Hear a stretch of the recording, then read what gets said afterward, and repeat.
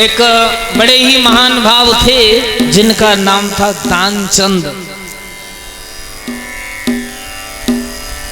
बैठे भी होंगे एकादश से। पत्नी बहुत कहती थी कभी अमावस्या को गंगा नहा लिया करो, तो दानचंद कहता है तुम्हें मालूम है एक दिन पत्नी ले गई महाराज मंदिर में पूजा कराने, जूता पहन के गए तो जूते बाहर उतार दिए। पत्नी ने कहा हाथ जोड़ के खड़े हो जाओ, तो पत्नी के साथ खड़े हैं, लेकिन ध्यान है जूताओं में कोई जूता ना ले जाए। भगवान से कहते हैं कि तुमेव माता, और जूतन की ओर देख कहते हैं तुमेव च पिता। फिर कहते हैं कि तुमेव बंधु, और जूताओं की तरफ देखी कि तुमेव च सखा। ऐसे महान भाव। पत्नी से बोले जो गंगा नहाने जाएंगे तो वह पंडा मिलते हैं, और उन पंडाओं को मैं 1 रुपए देने वाला नहीं, 5 रुपए का प्रसाद भी लेना पड़ेगा, सवारी से जाऊंगा किराया भी देना पड़ेगा, बिना मतलब का खर्च करा रही हूं, मैं नहीं जाता। तो पत्नी ने कहा ऐसी जगह नहा लेना जहां पंडा ना मिले, लेकिन गंगा तुम्हें आज नहानी होगी। चला। कभी उसने अपने जीवन में 1 रुपया कभी दान नहीं किया। महाराज गंगा जी पर पहुंचे, ऐसी जगह पहुंचे जहां मुर्दे जलाए जाते हैं। सोचा भीड़ तो उधर नहा रही है, यहां ठीक है, इधर तो 2-4 पंडे बैठे हैं, फर डाले, इधर सही। वस्त्र उतारे, जल्दी जल्दी, कोई देख तो नहीं रहा है। गंगा में प्रवेश किया, लेकिन भगवान को तो दान लेना था। एक पंडा का रूप धारण करके भगवान आके विराजमान हो गए। 5 गोते लगाए, बाहर को देखा तो कहने लगा ए पंडित जी तुम यहाँ क्या कर रहे हो? अरे उधर बहुत लोग नहा रहे हैं, जाओ उधर कमाई हो जाएगी, चलो। तो भगवान बोले वाह वाह वाह, मैं यहीं अकेला रहता हूं मुर्दा घाट में, और तुम्हारे जैसा यजमान कोई कभी कभी आ जाता है, वो इतना दे जाता है कि 6 महीने तक बच्चों पे खाया नहीं जाता। दानचंद बोला मैं देने वाला नहीं। भगवान बोले अगर तुम नहीं दोगे तो मैं तुम्हें गंगा जी से बाहर निकलने नहीं दूंगा।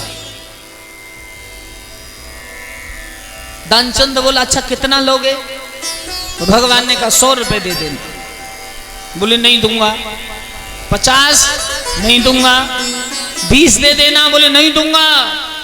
अरे 10 दे देना। नहीं दूंगा। 5 भी नहीं दूंगा। चल 1 रुपया दान कर ले, या इसे मैं तेरा कल्याण कर दूंगा, आज को मौका है बस। दानचंद बोले 50 पैसा दे सकता हूं, वो भी इस समय है नहीं, घर आ जाना, दे दूंगा। भगवान ने कहा निकल आओ।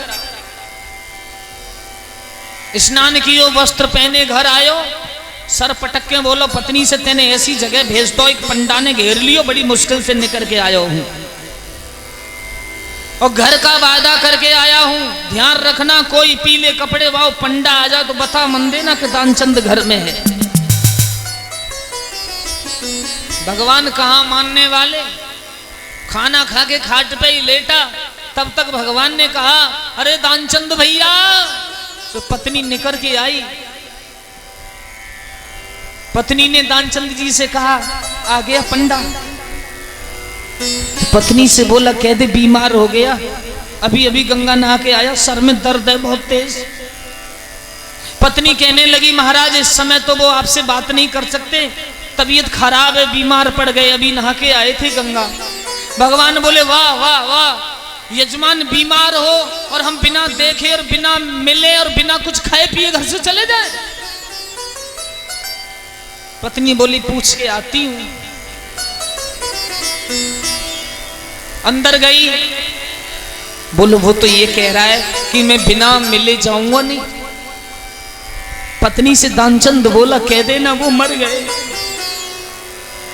पत्नी बोली झूठ क्यों बोलूं? बोले कह देना। बोले मरने पर तो आंसू निकलते, बोले झूठे आंसू लगा ले। पत्नी गई, महाराज क्षमा करो, अभी अभी दानचंद मर गए।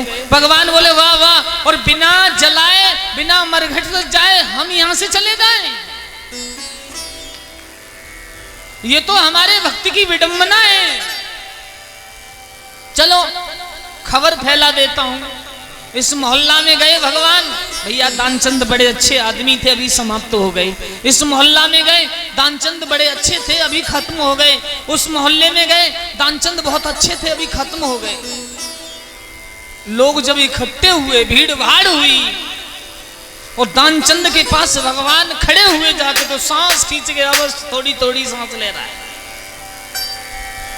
कहने लगा दूंगा नहीं। गांव वाले लोग बोले अब क्या करोगे, इन्हें जलाओ। तो पत्नी कहती है मरे नहीं है, अभी नहीं मरे। तो स्त्रियां कहती हैं ये तो तुम्हारा बड़प्पन है, पति से प्रेम है इसलिए कह रही हो। अरे छोड़ो छोड़ो, मर गए। बोले अभी नहीं मरे, ये अभी नहीं मरे हैं। बोले छोड़ो ना। भगवान ने कान में कहा दानचंद मैंने तेरे 50 पैसों को माफ कर दिया, उठ करके बैठ गया। तो भैया जिनको दान नहीं करना है ना, उनके यहां तो भगवान भी आ जाएं। जिन्हें कभी अपने घर में यज्ञ सामग्री धूप चिराग नहीं करनी है, उन्हें आके भगवान भी क्यों शिक्षा ना दें, लेकिन फिर भी शिक्षा मानने को इंसान तैयार नहीं है। हमारे इस प्रांगण में कितनी माताएं बहनें ऐसी बैठी हैं जो सुबह को स्नान करके भोजन बना के मेरे गोविंद मेरे ठाकुर जी का भोग लगाती हैं। हाथ उठाना। वाह, 80% और ये 20% नीचे वाले हाथ हैं, उन्हें क्या भगवान ना है, क्या दुश्मन है तुम्हारे? अच्छा महाराज एक बात बताओ, तुम में से ऐसी कोई महादेवी है जो अपने सास ससुर के सुबह उठ के चरण स्पर्श करती हो? हाथ उठाइयो। झूठा झूठा हाथ मत उठाओ, यहाँ दरबार ठाकुर जी को लगोए। अच्छा एक बात बताओ, ऐसी कोई यहाँ देवी बैठी है जो भोजन बना के पहले अपने सास ससुर को खिलाती है, उसके बाद परिवार को देती है? वाह, ऐसी तो 10-15 हैं जो बुढ़ों की सेवा करें। और करना भी चाहिए। जिस गोविंद के सहारे हम जीवन जी रहे हैं, अगर हम उसका ही भोग नहीं लगा सकते तो क्या कर सकते हैं? और जिनके घर धूप चिराग तो सबके ही घर होती होगी, और नहीं होती है तो ध्यान रखना सुबह शाम घी का दीपक हमारे घर में मेरे गोविंद के लिए, लक्ष्मी वास के लिए अवश्य होना चाहिए। भगवान सुखदेव जी कहते हैं कि जहां परमात्मा का नाम लिया जाता है, जहां मेरे गोविंद का वास होता है, वहां कभी कोई